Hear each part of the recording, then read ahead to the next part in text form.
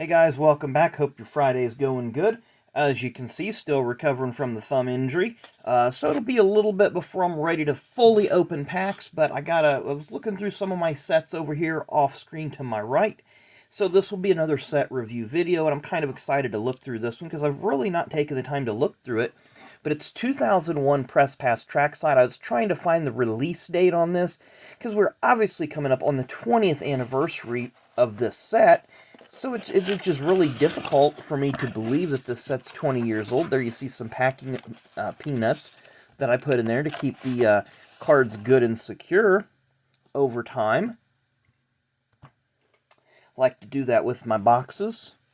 But this is a 90 card set. I'm going to pull it off camera just for a second to double check, make sure that we were starting in the right position. So this set, you can see there's a little outline there around the card. You can see it down here on the bottom, and it also cuts around the top. There's a parallel version of this set. The base set's 90 cards. There's some other insert sets, but we're not going to go into those today because I really didn't focus on those particular sets. But the parallel to this set is just a die-cut version of this. I really like this set. It's a very clean set, borderless cards outside of the outline that's used to differentiate it with the die-cut cards. I like the fact that it has the driver's name, and of course that is vertically oriented over here, as well as the manufacturer and the Press Pass Trackside 2001 logo. So we're going to start with Dale Earnhardt Jr. Of course, you see the blurred out, or whatever they did, airbrushed out the Budweiser logos. I'm going to flip this over and give you a look at the back. It gives you a secondary picture of the driver. Gives a little bit of information here, not a lot, but they did not do that with every set. Car owner, of course, at the time, Dale Earnhardt Inc., gives you some little bit more information about the car owner, etc., etc. So we're going to kind of slowly go through these. We're not going to rapid fire, but we're going to not spend all day on this. There you see Jeff Gordon. Of course, he won at Las Vegas in 2001, the UAW Daimler Chrysler 400. There you have Dale Earnhardt. This was probably the last regular issue. Of course, yesterday, and I forgot to say it, yesterday would have been Dale Earnhardt's 70th birthday. So this was the last release, regular base set release, I believe, for Dale Earnhardt. Obviously, he's died in February 18th, 2001, but this set would have been produced before then, but released after that. So kind of, I'm not sure if this is exactly the last card that was released, but it had to be very, very close. There's Bobby Hamilton when he was driving for Andy Petrie Racing. Now they have a Kevin Harvick, so obviously this set was produced after, which I take back what I just said about Earnhardt, was probably produced after, because Harvick here has the Goodwrench uniform on. This would have been a very, very early Goodwrench uniform in the probably first 4 or 5 races, with the red and the black and all that, before he just went to the traditional white one with the black trim on it. Terry Labonte sans mustache. Jerry Nadeau, of course, he would become injured a few years later driving for MB2 Motorsports, but this was during his time in Hendrick in the 25 car. There's Joe Nemechek, the driver that would replace him in the 25 car a couple years after this. Steve Park, another driver that was, in a sense, injury-prone, had several injuries throughout his Cup Series career. This was during his time at DEI. Up next, Mike Skinner, who was Dale Earnhardt's teammate headed into 2001, but would eventually be out of the 31 car in 2001. Be his last season at Richard Childress Racing. Of course, 2002, the Lowe's sponsorship moved on to the 48 car with Jimmy Johnson, and the rest, as they say, is history. Ron Hornaday, during his time driving for A.J. Foyt and the Conseco people. Conseco was, I think it was some kind of financial company. I don't know all the... I know that they had the... where the Pacers play here in Indianapolis, it was called Conseco Fieldhouse. Now it's Bankers Life Fieldhouse. Conseco was really maybe a corrupt company, not real sure, but I know that they didn't stick around very long.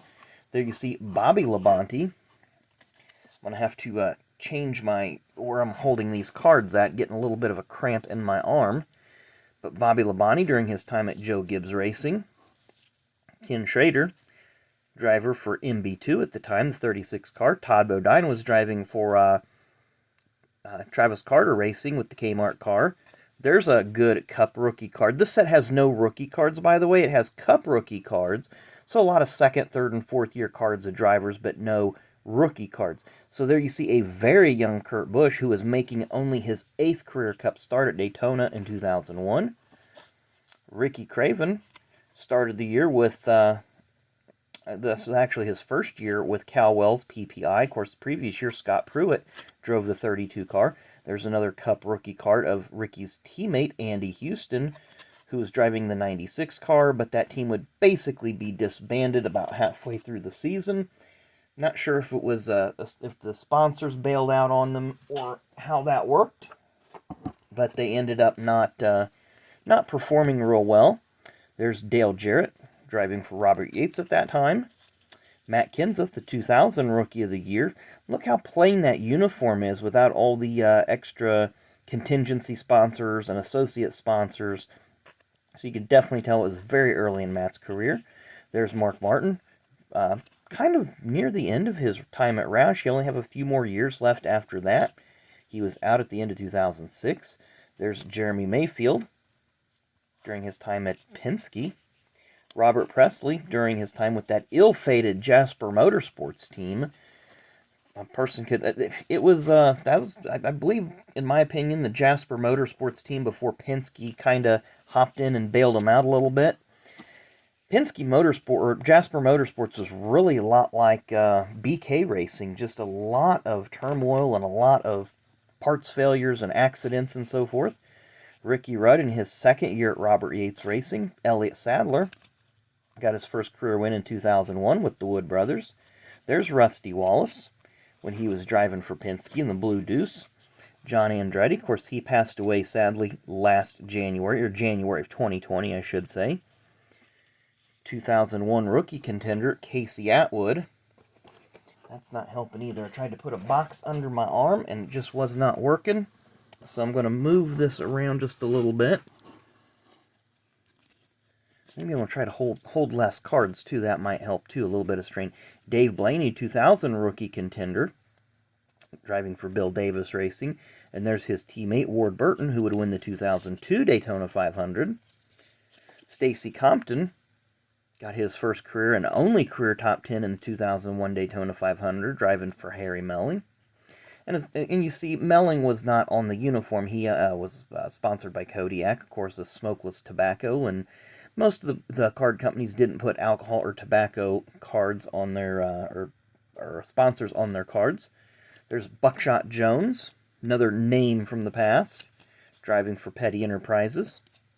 Jason Leffler, driving for Chip Ganassi Racing, the 01 car. This would have been the 42 car the previous year that Kenny Irwin had passed away driving at New Hampshire in July of 2000. There's Sterling Marlin, driving for Sabco.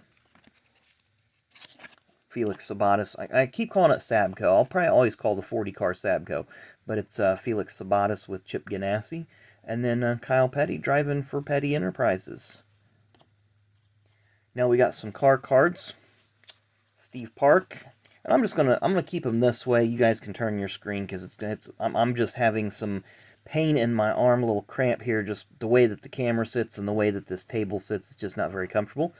And it looks like they do them numerically. So you got Steve Park in the 1, Rusty Wallace in the 2, Terry Labonte in the 5, Martin 6.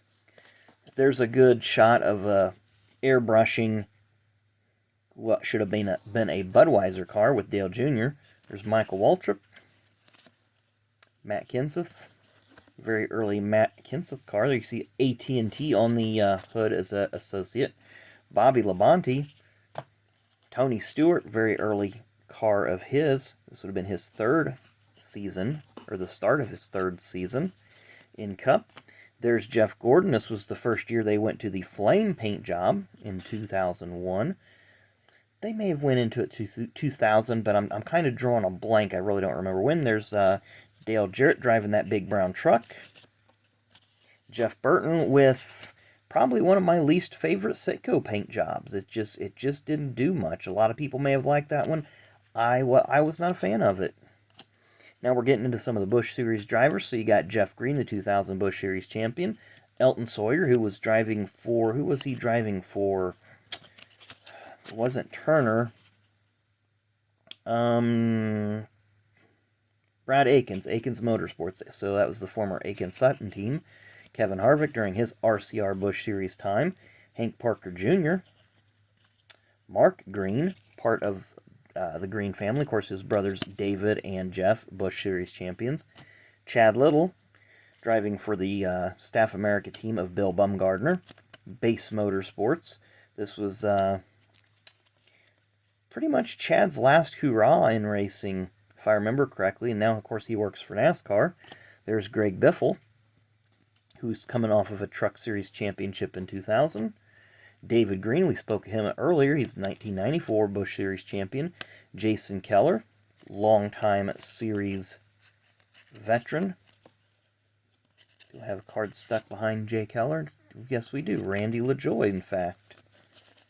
So, let's see if we can get these. There we go. I just couldn't. Again, thumbs. Couldn't get in there.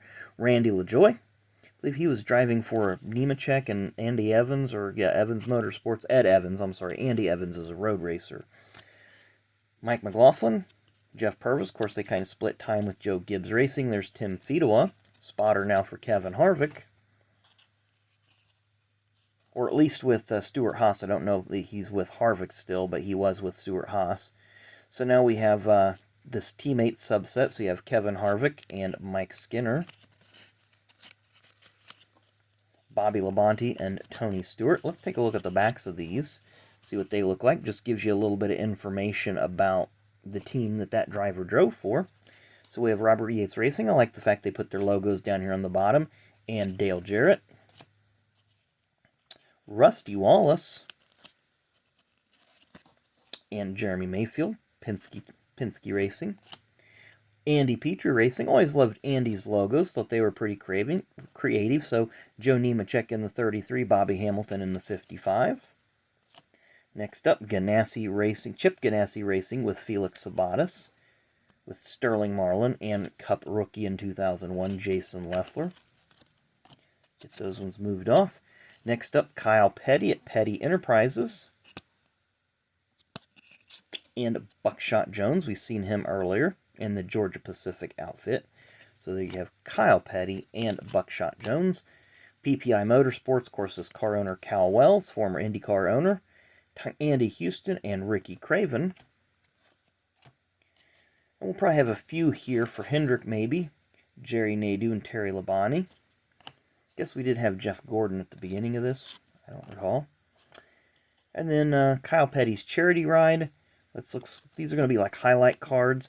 Ricky Craven's snowmobile ride. So let's talk about the different charities that the drivers at the time had. Ward Burton's Wildlife Foundation. The Jeff Gordon Foundation. The Susan G. Komen Breast Cancer Foundation there with Dale Jarrett.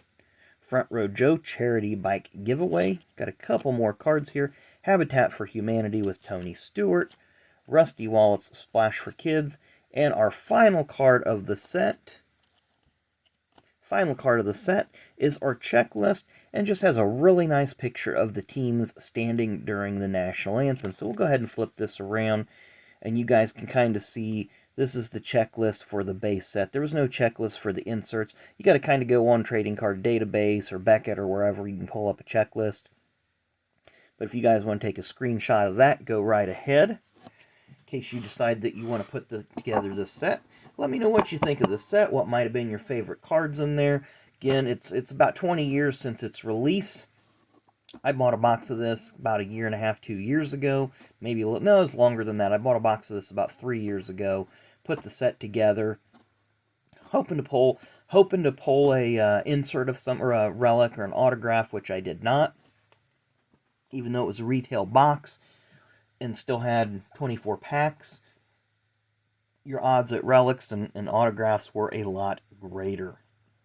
So, needless to say, I enjoyed putting the set together, and I enjoyed sharing this with you guys today, so I hope you enjoyed. Hopefully get this thumb well enough where I can start ripping some more packs. I know I would like to get into some new stuff, but I thought you guys would also enjoy some of these trips down memory lane. So enjoy the rest of your Friday, guys. I will be going to the Speedrome tomorrow. My wife does have a race, so we will be at the Speedrome tomorrow. So I'll have some more videos up either tomorrow night or Sunday at some point of all the racing activity that'll be going on down there. And I will have another kart video or Hot Wheels video or some kind of video up tomorrow, early afternoon. So thanks again for watching, guys, and we will see you tomorrow.